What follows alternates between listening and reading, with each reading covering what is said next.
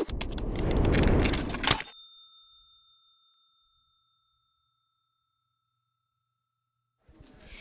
I'm Denise Yonce. I'm the Director of Curriculum and Instruction for Letcher County Schools.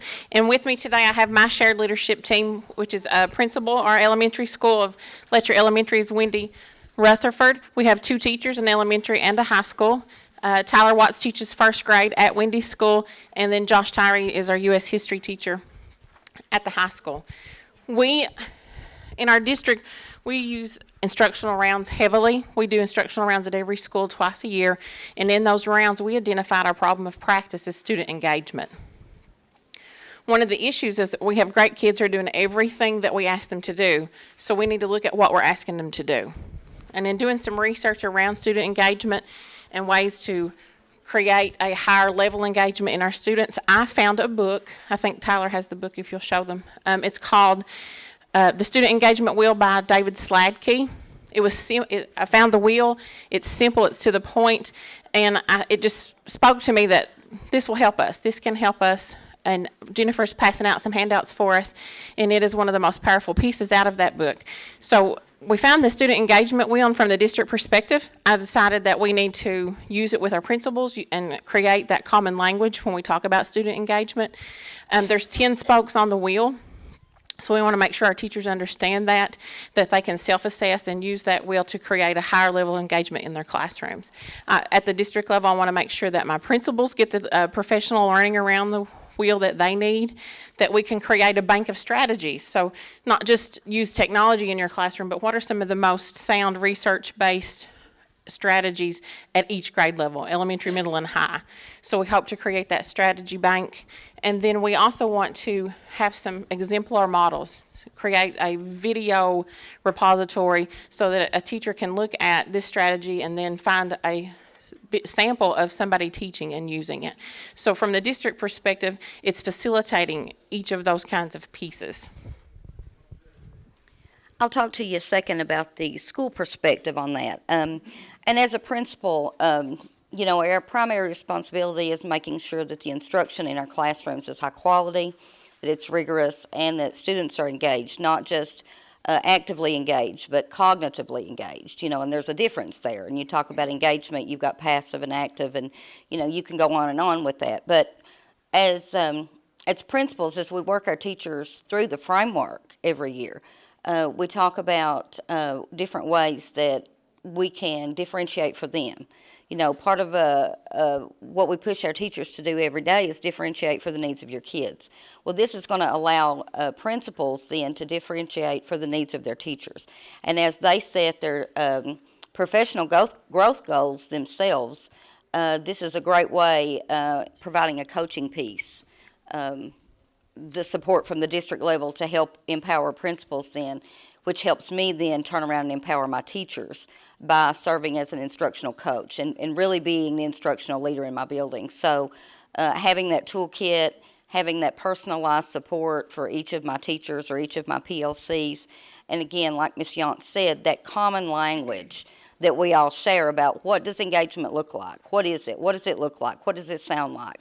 What is engagement at Letcher Elementary? How can we take what we want and what we've learned and put that into practice and make it meaningful for every kid every day?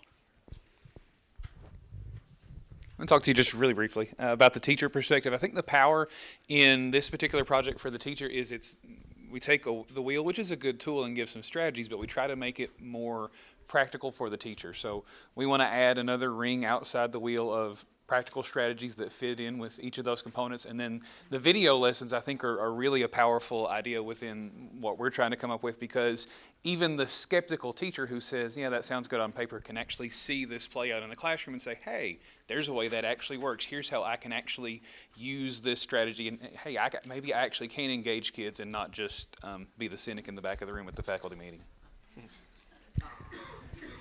Just to add to what Josh was saying, we are going to put our own spin on this wheel, no pun intended, but we want to hyperlink it and load it with resources from all around the county, everybody taking a part of the wheel and just really researching it and coming up with resources that we can use in our county that are reasonable for us to find and get to and make it our own.